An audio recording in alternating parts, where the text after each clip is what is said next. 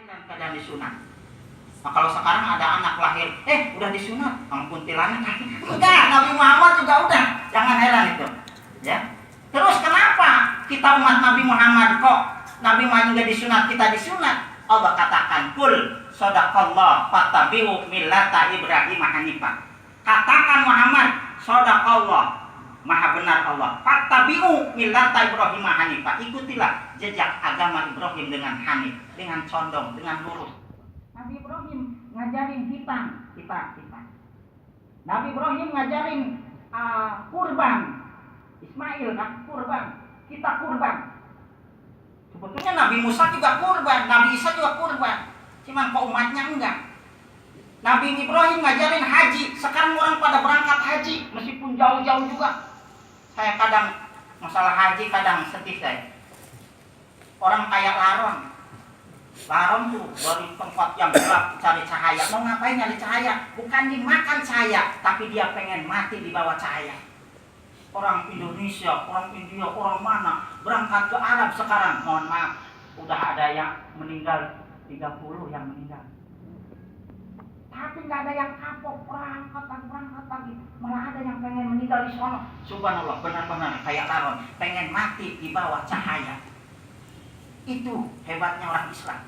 Nggak ada yang kapok, takut berangkat tadi takut mati di sana, nggak ada. Orang pada berjubel, bahkan waiting list berapa tahun, 15 tahun lebih nih yang daftar sekarang, 15 tahun ke depan baru.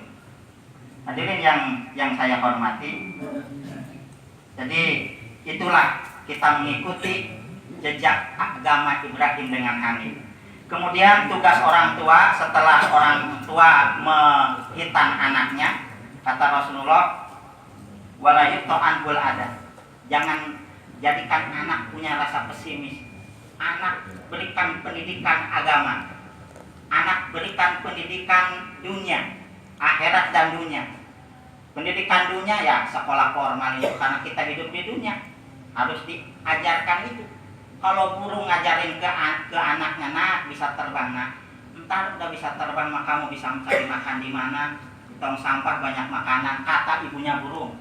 Kalau orang tua kepada anaknya, pendidikan yang tinggi, entar udah punya ilmu mah, tuh anak bisa terbang kemana-mana dah.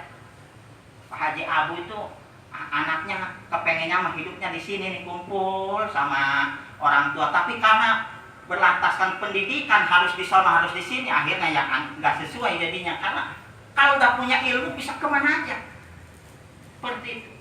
Hadirin yang saya hormati, kemudian pendidikan akhirat penting. Akhirat itu bukan cuman agama itu bukan cuma akhirat. Ini pertanyaan Pak Aris, mohon maaf. Agama itu bukan ngajarin akhirat. Agama itu untuk hidup di dunia supaya jalurnya benar. Jadi bisa selamat dunia, bisa selamat akhirat. Itulah ajaran agama. Banyak orang yang nggak belajar agama akhirnya jatuh pada kehidupan yang hina. Makanya saya pernah ceramah di panti jompo, ada ibu nangis. Kata saya, kenapa bu? Nangis ke saya. Pak Ustadz, saya sebetulnya punya anak. Loh, kenapa ibu di sini? Anak saya yang satu insinyur, yang satu dokter perempuan. Tapi saya di sana diusir, katanya nggak pantas di tempat ini. Katanya saya malu sama suami saya malu sama istri saya. Akhirnya saya ditaruh di panti jompo ini. Masya Allah. Ini kenapa terjadi? Karena anaknya disekolahin mulu, nggak ada didikan agama, sehingga anak lupa bagaimana cara berbakti kepada orang tua. Jadi yang saya hormati, pernah sengsara dan bahagia ini, ada orang hidupnya bahagia gara-gara dibahagiakan sama anak. Banyak juga orang tua sengsara karena disengsarakan juga sama anak. Hadirin yang saya hormati, padahal orang udah tua itu bukan butuh harta, tapi butuh perhatian kalau udah tua.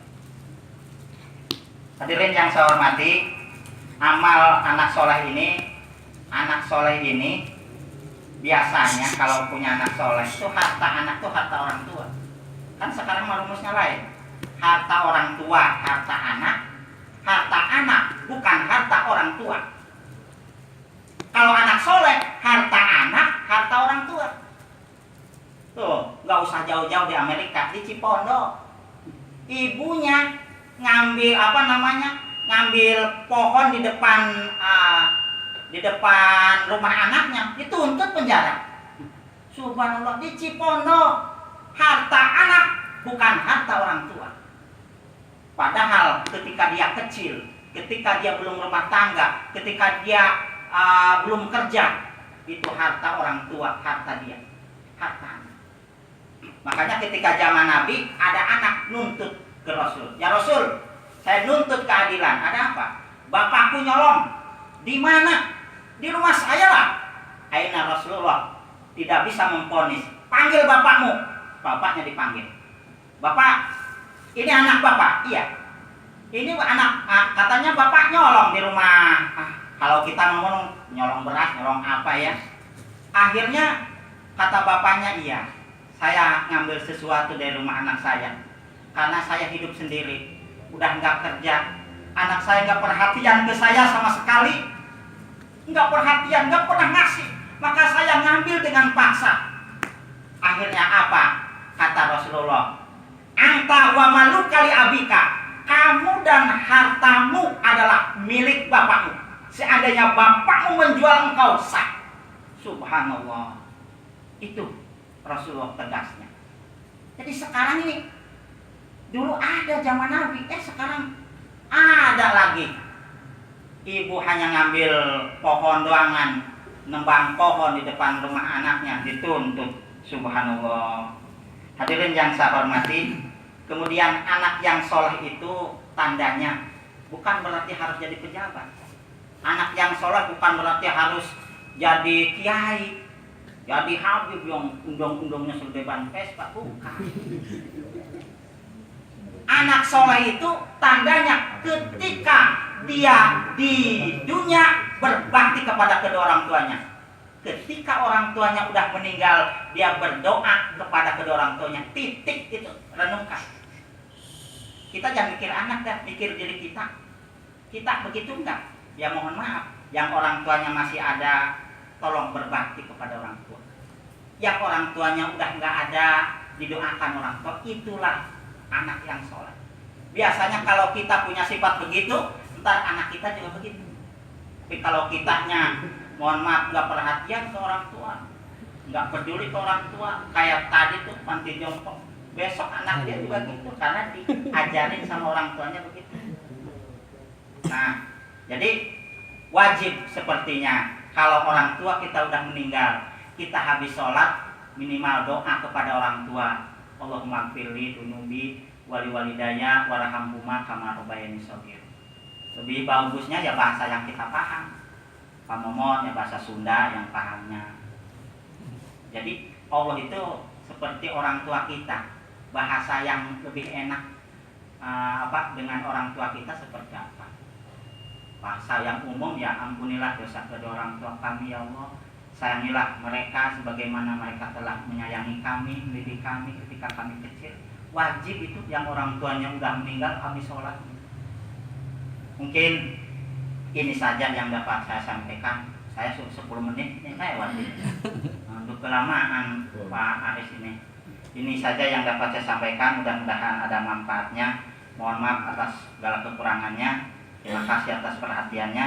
Saya akhiri. Wassalamualaikum warahmatullahi wabarakatuh.